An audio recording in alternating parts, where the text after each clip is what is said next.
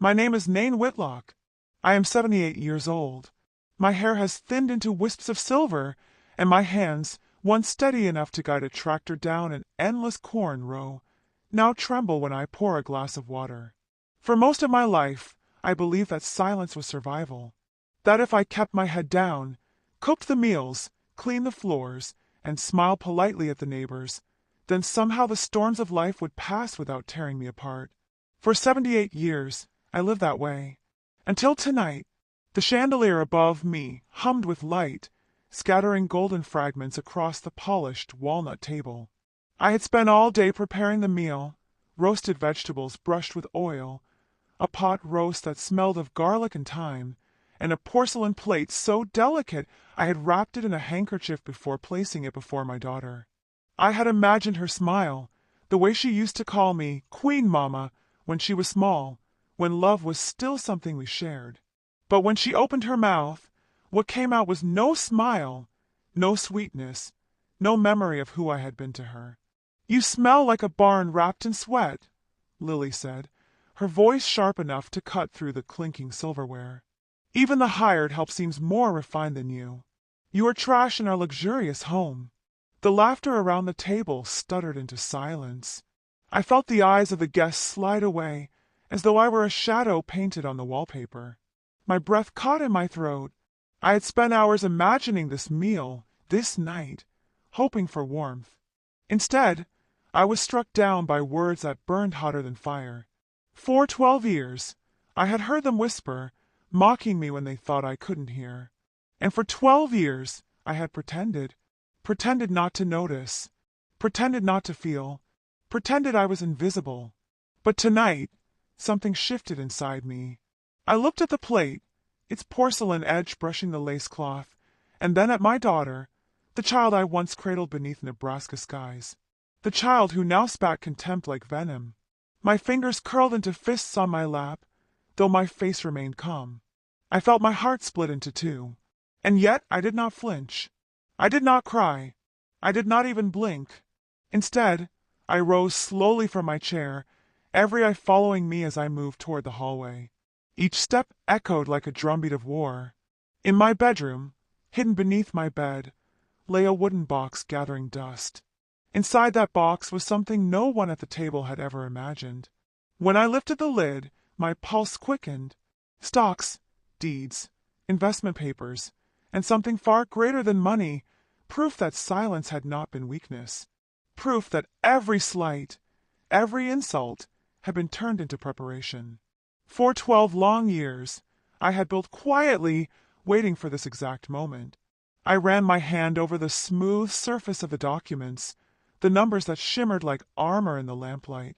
11,300,000 cents. Every cent earned while they called me useless. Every cent proof that they had underestimated me. Tomorrow at the notary's office, I would speak for the first time in 12 years. And when I did, none of them would forget it.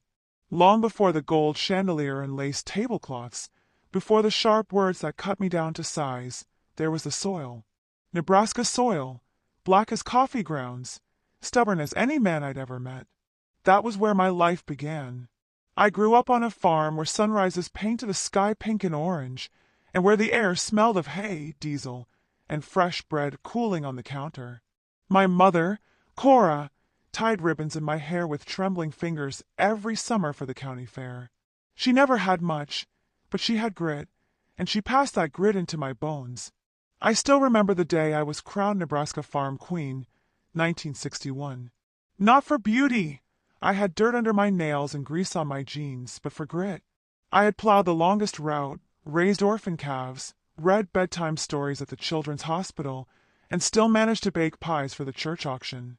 When the announcer boomed my name, the crowd rose to their feet, clapping so hard it made the stage shake. I wasn't crowned for looks.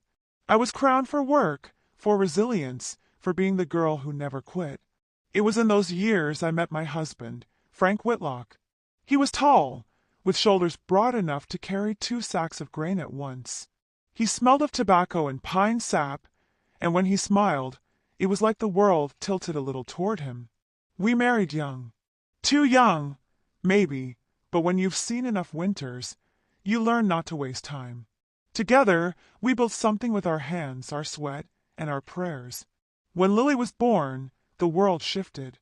I named her after the lilies that bloomed in the backyard after our first harvest. She was a quiet baby, then a curious toddler, always reaching for more. I thought she would inherit the soil in her palms, the sun in her smile. And for a while she did. She helped me knead bread, gathered eggs from the coop, and rode the tractor with me, squealing with laughter as the rows of corn blurred past. Back then, she called me Queen Mama, but childhood doesn't last. By the time she was 9, she began noticing what we didn't have. She tugged at her shoes and asked why they weren't brand names like the other girls. She wrinkled her nose at our homemade bread and asked why we couldn't buy loaves from the store. She wanted vacations, shiny cars, air conditioning, things our farm budget couldn't stretch to. I told her, because we are building something that lasts, baby, something better than credit card happiness. She stared at me with her big brown eyes that used to glow with trust, and I realized she didn't understand. Maybe she never would. The first real fracture came one spring when the roof started leaking. We had an emergency fund, a small one, tucked away for just such repairs. But then I found Banjo, a stray dog, hit by a truck, dragging his broken legs across the dirt road. He smelled of death, his teeth chipped, his eyes dull with pain. I should have walked away, but I didn't. I spent nearly everything we had fixing him up. Surgery, medicine, weeks of sleeping beside him on the kitchen floor. When Lily came home and saw the empty envelope where the roof money had been, she stared at me like I had betrayed her. "You spend it on a mutt!" she shouted. "You're letting me live under shingles falling down, but you'll save a dog?" Her words stung, but I looked at Banjo wagging his weak tail and said softly, "He needed me. And one day you'll understand." But she never did.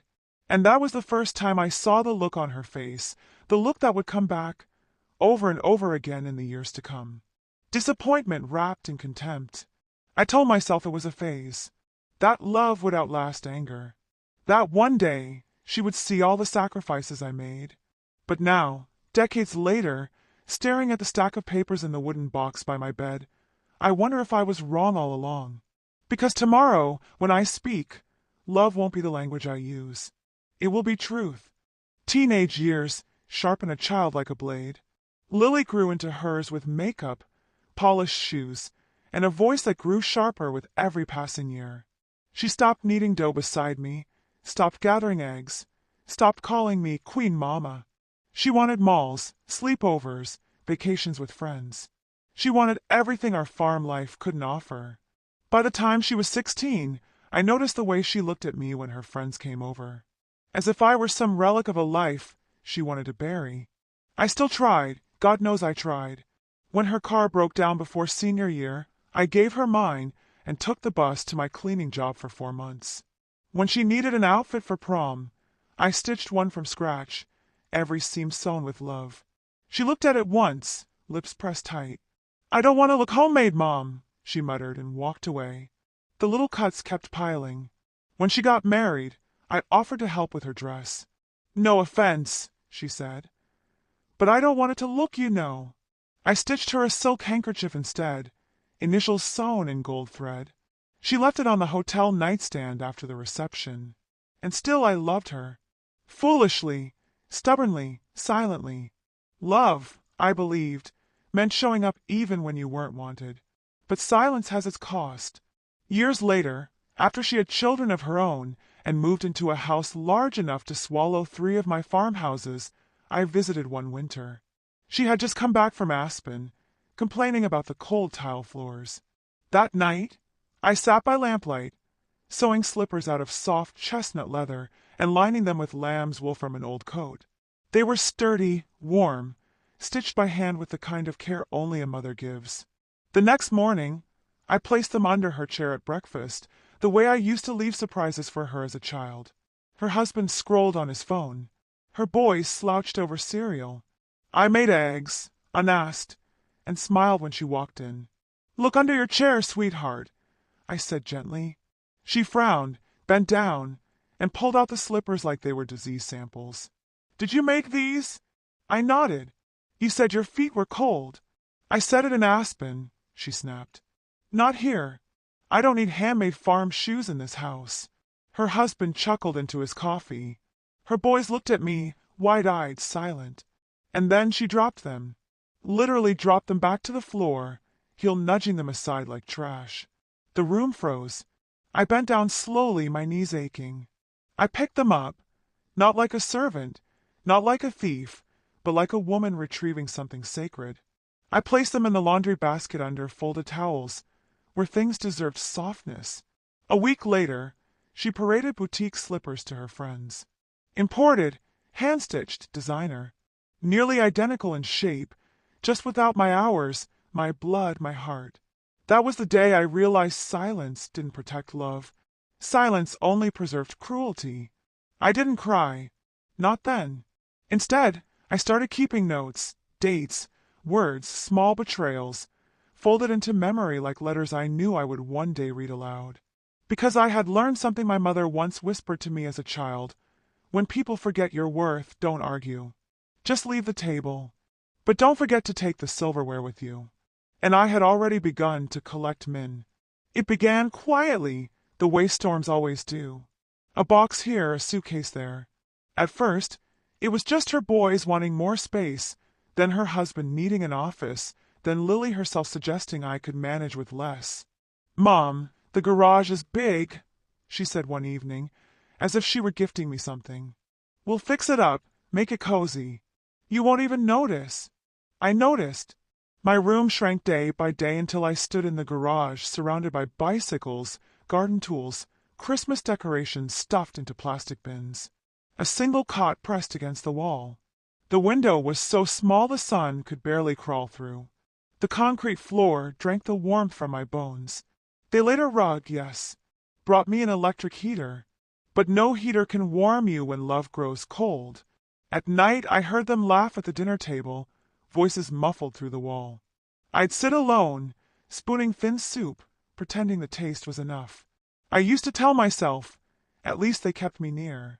But near is not the same as wanted. One evening, her youngest grandson knocked. "Grandma, why don't you eat with us anymore?" His eyes were wide, innocent. Before I could answer, Lily's voice sliced through the hall. "Come on. Honey, let Grandma rest. She likes her space. Her space. The garage. Do you know what it feels like to be exiled in your own daughter's home? To be reduced from mother to burden, from queen to tenant? It eats you in silence, like rust. One night, while folding my few clothes, I saw the slippers again, the same leather ones I had sewn with lamb's wool. I had hidden them under my things, far from her laughter. I held them in my hands, fingers tracing the stitches. Every thread was a story, every knot a prayer. And for the first time I didn't feel sorrow. I felt clarity. I was not unwanted because I was worthless. I was unwanted because my worth reminded her of a love she could never measure up to. I had given her everything, my youth, my health, my dreams. She had taken it and reshaped the story so that I was just Mom who fussed too much, Mom who didn't understand, Mom who belonged in the garage. But love is not servitude. Love is not silence. That night, I began to pack, not with shame, but with dignity. I folded the slippers into the bag, placed my mother's silver comb beside them, and whispered to the walls, "You may have exiled me, but you will never erase me." When the morning came, I did not wait for her permission. I walked through the living room, past her polished furniture, past her framed vacations, past the children who barely understood. She looked up, startled. "Mom, where are you going?" "To where my love is not mistaken for inconvenience," I said. And I walked out, not as a discarded mother, but as a woman reclaiming her name. Because if the garage was the best they could offer, then I would build a kingdom elsewhere, with walls that held warmth, not silence. The first morning away from her house, I woke to silence. Not the muffled laughter I used to hear from behind walls, not the clatter of dishes I was excluded from. Just silence, raw and wide. For a moment it frightened me. Then it felt like air, clean and sharp in my lungs. I had found a small room to rent above an old bakery downtown. It smelled of yeast and sugar, and every dawn the scent crept into my window. The room was nothing more than a bed, a dresser, and a narrow sink, but it was mine. Mine. For the first time in years, I placed my bag on the floor without fear of someone moving it. I opened the curtains without hearing, "Don't fade the carpet." I boiled water and drank tea slowly, without rushing to feed anyone else. That simple cup tasted richer than all the meals I had cooked in their house. But freedom isn't just about walls and windows. It's about finding the pieces of yourself you buried. I went walking in the park one afternoon, slippers on my feet, the leather soft from years of hiding. A woman about my age stopped me. "Those are beautiful. Where did you buy them?" "I made them," I said, almost shy. Her eyes lit up. "Do you take orders?" That question cracked something open in me. I hadn't thought of my sewing as anything more than devotion, love stitched into silence. But here was a stranger, seeing value where my own blood had seen embarrassment. By the end of that month, I had 3 orders. By the end of the year, I was sewing slippers, shawls, and handkerchiefs for half the town. The bakery owner let me use the corner by the window as a little stall. People would pass by, press their palms to the glass, and step in. They didn't just buy fabric, they bought stories. Each stitch carried the echo of years I had given away, now returned to me as dignity in coin. "Of course," Lily called. At first, her voice was sharp. "Why didn't you tell us you were leaving? Do you know how that looked?" I listened silent, and then answered, "I am not here to look good for anyone. I am here to live." The calls grew softer over time. Invitations came. Holidays, birthdays, forced smiles wrapped in guilt. Sometimes I went. Sometimes I didn't. But I no longer went out of duty. I went as a guest, not a servant. One Christmas, she unwrapped a gift from me, a pair of slippers, red wool, embroidered with her initials. She stared at them for a long time, silent. Perhaps she remembered the pair she once kicked aside. Perhaps not. But when she looked at me, I saw something I hadn't seen in years, recognition. And I realized then that I had not lost my daughter. I had only stopped begging for her love. The garage had been my exile, yes, but it was also my doorway. Without it, I might never have discovered the quiet strength of standing alone. And as I stitched late into the night, hand steady, heart lighter, I whispered a truth I wanted the world to hear. They may put you in the garage, but they cannot lock away your worth. Only you can do that. And I, finally, never would again. Word travels fast in a small town. At first, it was whispers. The woman in the bakery makes slippers, the old seamstress with the steady hands. Then it grew louder. Women came with fabric from their mothers' trunks, men with coats needing mending, brides-to-be asking for lace shawls. I never advertised, yet my little corner bloomed like a garden. What they didn't know was that every stitch carried my survival. I wasn't just sewing, I was reclaiming thrones I'd been pushed from. My crown was needle and thread, my kingdom the people who recognized my craft. Soon, the bakery owner cleared a full table just for me. Children pressed their noses to the glass to watch me work. Tourists bought slippers as souvenirs. I saved every coin, not out of fear this time, but out of pride. For the first time in decades, I wasn't just living, I was thriving. Then came the day Lily walked into the bakery. She had not called ahead, had not warned me. She arrived in a tailored coat, diamond on her finger catching the light. For a moment, I felt small, the way she always managed to make me feel. But then I noticed the way others looked at me, not at her. "Mom," she said, her voice strangely soft. You did all this?" I nodded, hand still busy with thread. "Yes. People seem to like what I make." Her eyes wandered over the shelves, the slippers neatly stacked, the scarves folded in warm piles. Customers greeted me, some even waiting for their orders. Lily stood in the middle of it all, her mother no longer the silent shadow in her garage, but a woman others respected.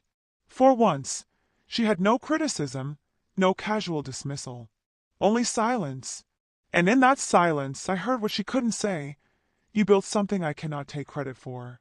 Later that evening, she sat across from me in my little room above the bakery. She looked around, frowning at the peeling wallpaper, the narrow bed, the small sink. You could come back, you know. The boys miss you. I sipped my tea slowly.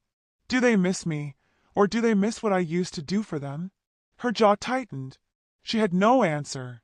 Lily, I said gently, I will always be your mother. But I am no longer your servant. You put me in the garage, and maybe you thought you were pushing me aside. But you only pushed me into myself. And here, I gestured to the slippers by the window, the scarves drying on the rack. I found what you could not give me, respect. She stared at me, eyes wet though she would never admit it. That night, after she left, I sat by the window with my sewing and whispered the words my mother once told me. A queen never loses her crown. Sometimes she only misplaces it. And I knew then that I had found mine again, not because Lily handed it back, but because I reached for it myself. The garage had been their exile. The bakery was my palace. And I had returned to my throne, not to beg for love, but to rule with quiet, unshakable dignity. Success has a strange way of unsettling those who once dismissed you. At first, Lily seemed proud when neighbors mentioned me.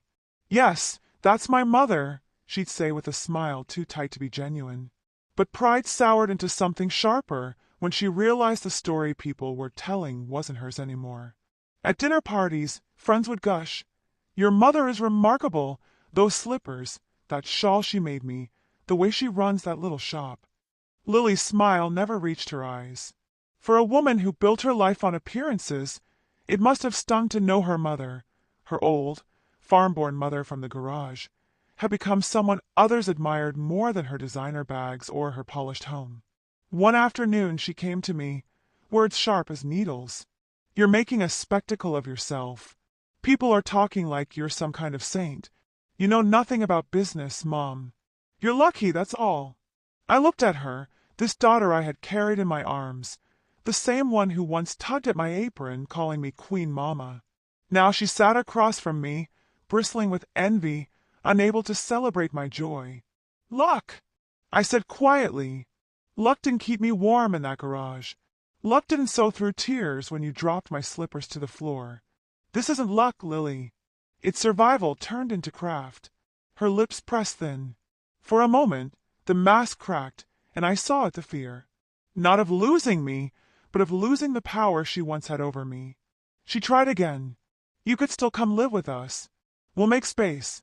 You don't need to be here, in this tiny room, working like some street vendor." I smiled, slow and certain. "This tiny room holds more peace than your mansion ever did. And my work is not shameful. Every coin I earn is freedom stitched in thread." She said nothing, only looked at me as though I had become a stranger. But I wasn't a stranger, she was. The little girl I raised was gone, replaced by a woman who couldn't bear to see her mother rise from the corner she put her in. That night, I sat by the lamplight, slippers in my lap, and realized something painful but liberating. Envy is a mirror. Lily's bitterness was not about me, it was about her reflection. She had everything she thought mattered, yet none of it filled her. And now my quiet dignity exposed the emptiness she carried. I could not mend that with thread. I could not sew love into a heart unwilling to wear it. So I stitched for those who wanted warmth, taught young girls in town how to hold a needle steady, shared tea with women who whisper their own stories of being silenced. My life, once caged in silence, had become a chorus of voices learning strength. And every stitch I made was a reminder the garage was not my end. It was her mirror, because in trying to make me small, Lily had only shown me how large I could be. By the second year in the bakery room, I was no longer just the woman who makes slippers. I had become a name. Mothers brought their daughters to me, not for shoes, but for lessons. "Teach her patience," they'd say. "Teach her how you make beauty out of nothing." Girls as young as 10 sat cross-legged by my chair, needles trembling in small hands.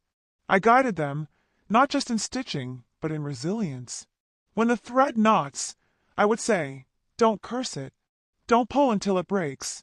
Loosen it gently, work it free, and begin again." Life is the same. They listened, wide-eyed, carrying notebooks where they scribbled my words as if they were scripture. And I realized something. What my daughter had tried to bury, Others were eager to inherit. I was not building a business. I was building a legacy. One day, the mayor's wife stopped by my stall. She admired a shawl, traced the embroidery, and said, "Your work should be in the city gallery. It's more than craft, it's art." Soon invitations came. Exhibits. Showcases. I stood in rooms where people whispered in awe of the same hands Lily once dismissed as old-fashioned. Every compliment was a balm to wounds that had never fully healed. But with recognition came confrontation. Lily appeared at one of my showcases, dressed in her finest, chin held high. When people congratulated her, "Your mother is extraordinary," she smiled stiffly as though the words burned. Later, in private, her voice trembled. "Do you realize people admire you more than me now? My friends talk about you as if you're some icon. You're just sewing, Mom. That's all." I looked at her, my grown daughter, desperate, cornered by her own envy. "It was never just sewing, Lily. It was always love. You only saw rags. Others see royalty."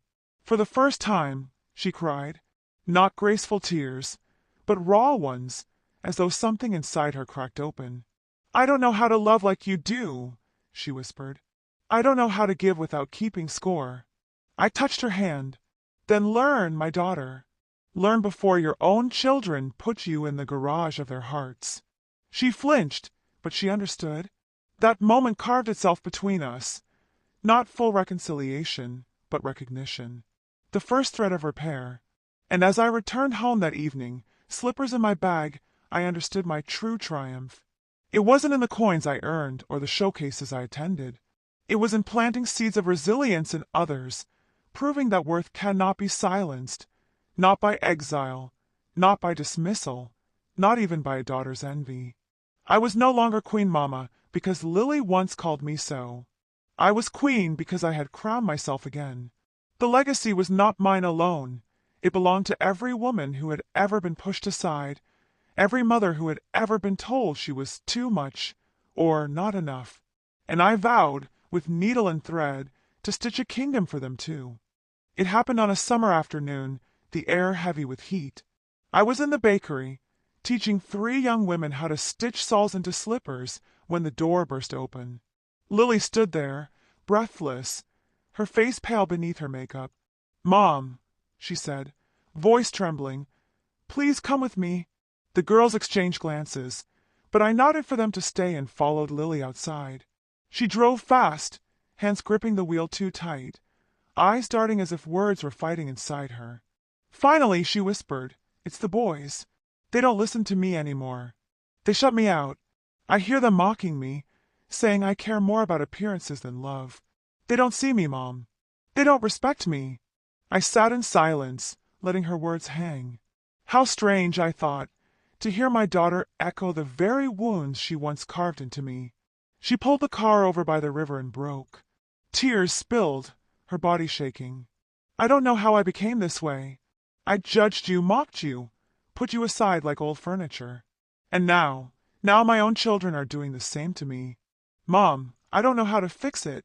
For a moment, I felt the old ache rise, the garage walls, the slippers dropped like trash, the years of silence.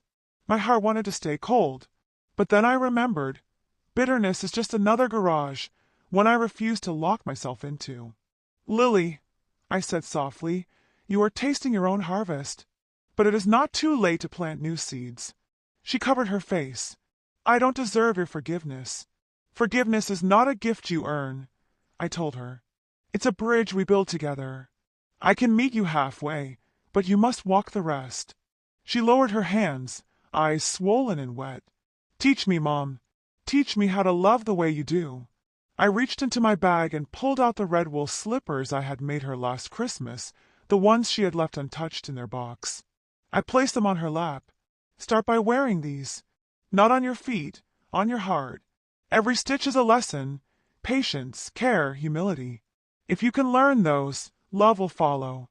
She clutched them as though they were sacred, pressing them to her chest. For the first time in years, I saw the little girl in her, the one who once called me Queen Mama, who once danced barefoot in my kitchen. That day by the river, something shifted. Not a full mending. Scars do not vanish, but a thread was knotted, a connection retied. She would stumble again, I knew, but the first step had been taken. As the sun dipped low, painting the water gold, I thought, perhaps the garage had not been exile after all. Perhaps it was the crucible that burned away illusions, leaving only truth. And now, standing by my weeping daughter, I finally understood my role, not just as her mother, not just as a seamstress, but as the mirror she could no longer avoid. Love, I realized, was not silence. Love was truth spoken gently even when it hurt. And truth, at last, had come home. The bakery smelled of cinnamon that morning, the ovens humming like a steady heartbeat. The line stretched out the door, young mothers with strollers, old men with hats in their hands, children tugging at aprons. Word had spread far beyond town. People drove miles just to buy slippers that weren't just shoes, but symbols of something deeper. I sat at the counter, not behind it. My apprentices worked with precision, laughter spilling between them like music. For the first time in years, I wasn't needed to keep things running. My hands, once blistered and stiff, now rested in my lap, a soft ache reminding me I had already built enough. The bell over the door rang, and Lily walked in. No jewels, no polished heels, just jeans, a simple shirt, and her red wool slippers, the ones she had once ignored. She didn't care who saw them. She walked straight to me, her face calm but shining. "Mom," she said, voice low but clear, "I've been wearing them every day. They remind me who I want to be." She knelt, my daughter kneeling before me, and placed a small box on the counter. Inside was a golden ribbon, the kind used at county fairs. I touched it, the silk cool beneath my fingers. "I went back," she whispered, "to the fairgrounds. They still keep records. You really were farm queen, 1961. They said people still remember you, your pies, your grit, your kindness. I just wanted you to know I finally see it too." Tears blurred my vision, but I did not hide them. I let them fall, each drop a cleansing, each one a truth washed free. The customers clapped softly, not intruding but honoring the moment. Even my apprentices stopped, flower on their cheeks, their eyes wide with respect. In that instant, I realized something important. My crown was never the ribbon. It wasn't the applause of neighbors or the recognition of family. My crown had always been the invisible thread tying love to sacrifice, pain to patience, silence to strength. And now, after all the years, my daughter saw it too. I lifted the ribbon from the box and placed it gently over her shoulders. "The crown is not mine to keep," I said. "It's passed down, not by title but by choice. Wear it only if you choose to carry it with grace." She nodded, tears spilling freely now. Around us, the bakery glowed warm, alive with the smell of bread, the sound of laughter, the quiet hum of a legacy that would outlive both of us. I leaned back, closing my eyes for a moment. I saw the farm fields of my youth, the shining faces at the fair, the trembling hands of my mother tying ribbons into my hair. I saw Lily as a child again, flower on her cheeks, calling me Queen Mama. And I saw the slippers, red wool, stitched with love, no longer discarded, but worn with pride. At last I felt it. The story was complete. The crown had returned.